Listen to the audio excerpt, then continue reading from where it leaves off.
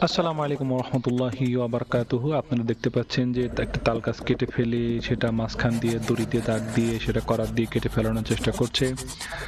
একদম মাঝ বরাবর করাত দিয়ে কেটে গাছটাকে দুখণ্ড করে আলাদা করে ফেলা হলো। এরপরে গাছের মাঝখানের কাঠগুলো কেটে ফেলে দেয়া হচ্ছে।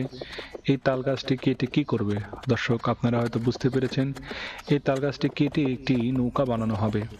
সবাই মিলে কোদাল এবং বিভিন্ন যন্ত্রাংশ দিয়ে তাল গাছের মাঝখানের ভেতরের অংশগুলো কেটে কেটে কেটে কেটে বের করে ফেলছে।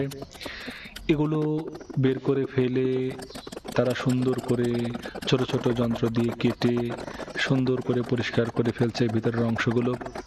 দারুণভাবে সবাই মিলে কাজ করছে, ফিনিশিং দেওয়ার চেষ্টা করছে। কি নিখুঁত কাজ, কি সুন্দর কাজ! এটা আগে এক সময় এই নৌকাগুলো ছিল, যে নৌকাগুলো আর এখন দেখা যায় না।